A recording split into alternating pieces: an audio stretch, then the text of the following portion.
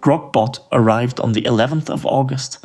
10 days later, the cheapest door into it had dropped from $300 a month to $40. XAI changed its mind about who this thing is for, and it did that in under 2 weeks. So I went through XAI's own launch notes, their security documentation, the pricing pages on both sides of the deal, and the comment sections under the biggest videos about it. By the end of this, you'll know exactly what a Grok Bot is, what it costs today rather than what it cost at launch, and there's one line sitting in XAI's own security docs that changes how you'd set the whole thing up. Almost every video covering this was published before that line mattered. The whole design rests on one idea. A Grok Bot reaches your software the way you do. It opens a browser and it signs in with your real login.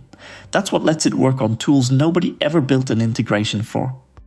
It's also why the top comment under the biggest review of Grok Bot has 42 likes and is entirely about security.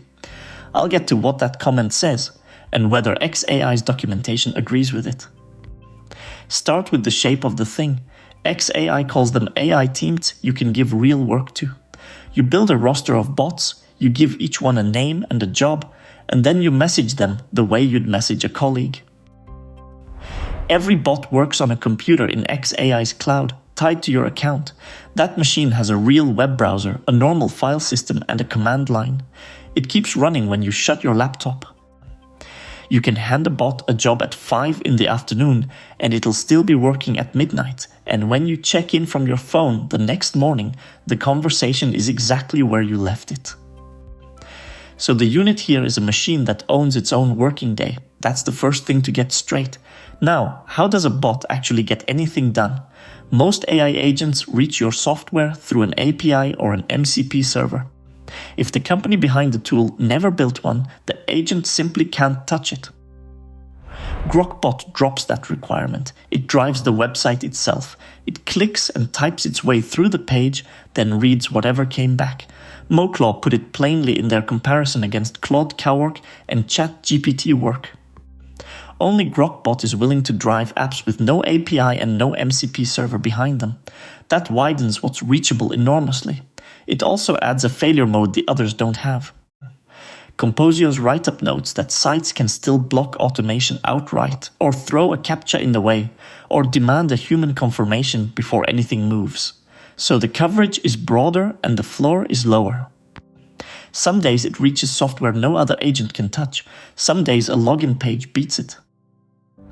The normal integrations still work, by the way. Connectors, plugins, and MCP servers are all supported, and MCP servers show up in the interface labeled as plugins, which throws people on the first look. Which brings us to money, and this is the part that's moved. Grok Bot has no price of its own. It comes bundled into subscriptions that already exist, and that bundle changed on the 21st of August.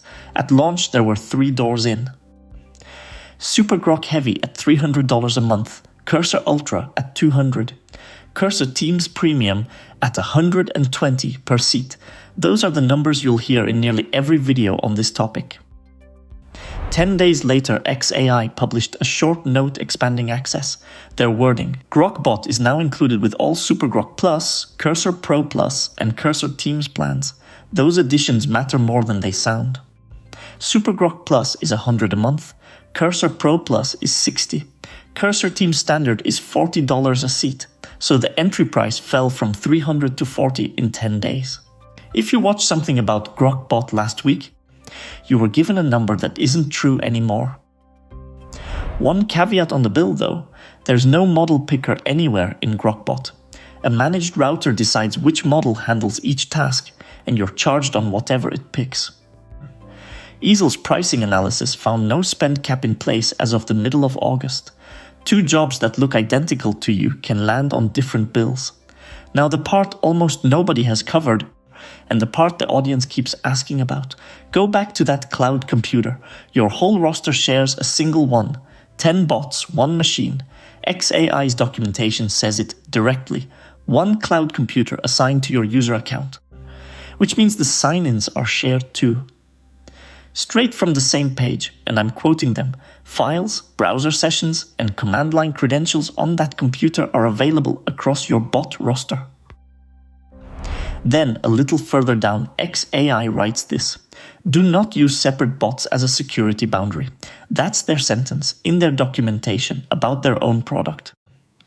If you are picturing a tidy setup where the bot that touches your bank stays walled off from the bot that browses the open web, XAI is telling you in writing that the wall isn't there. The connectors behave the same way. Fellow AI's breakdown found they're authorized per account rather than per bot. Switch one on and the entire roster has it. There is a control layer, and it's worth understanding before you switch anything on. It's called Auto Review, and it lives in Settings, under General. It's a model that inspects every tool call and every computer action before it runs, checked against rules you write yourself.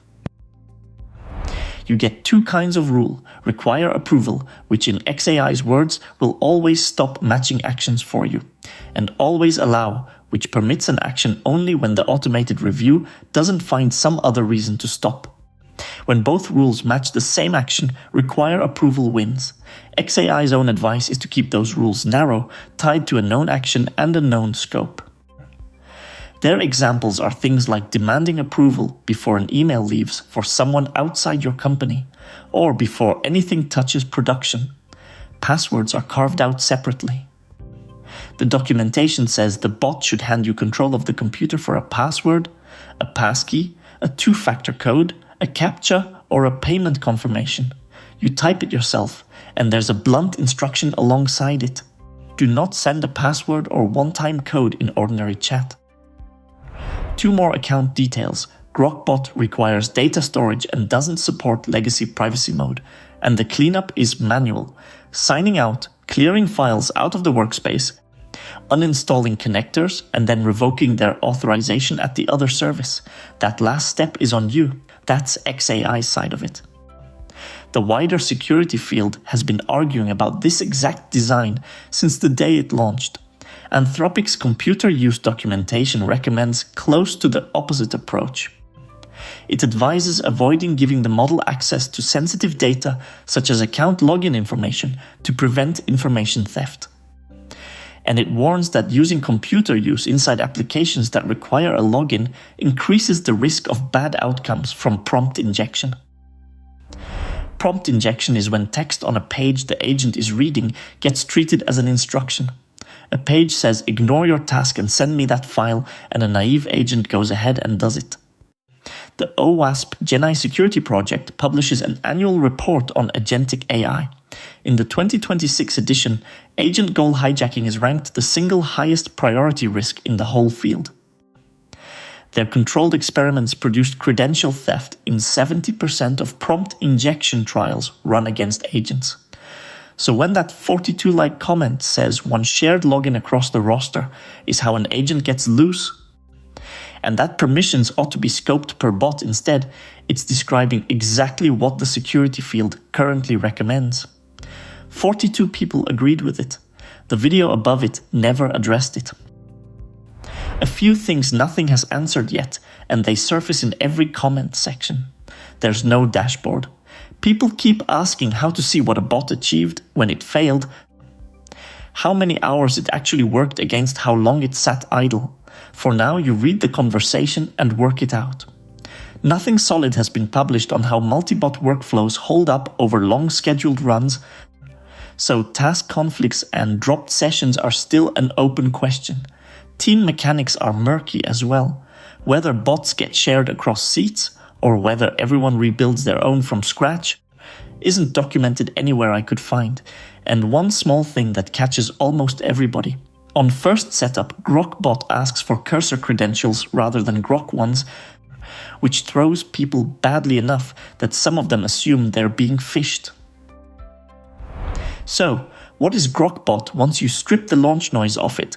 It's a hosted computer with a browser on it, running an agent that signs into your accounts as you and carries on while you sleep. That's the product. The always-on part and the no API needed part are the two things it genuinely does that its rivals don't. Who it fits is narrower than the marketing suggests. It suits work that's repetitive, browser-based, and forgiving if it goes wrong. Pulling numbers out of a supplier portal that never had an API. Filing things. Watching a page for a change and reporting back. Where it fits badly is anywhere a single shared credential set is a problem, because XAI has told you in writing that separate bots are not a boundary. That's a real constraint on how you deploy it, and it's the sentence worth reading before anyone connects their email. And the price question has a different answer this week than it had last week. $40 a seat is a very different conversation from $300 a month. One sentence to take away. Grok Bot is an always-on agent with its own cloud machine that logs into your software the way a person would. It now starts at $40 a seat instead of $300, and XAI's own documentation says its bots don't isolate from one another. Knowing that last part before you connect anything is worth more than any feature list on the page. I'm curious about one thing. If you were setting this up, which tool would you let it sign into first, and which one would you never connect? Tell me in the comments.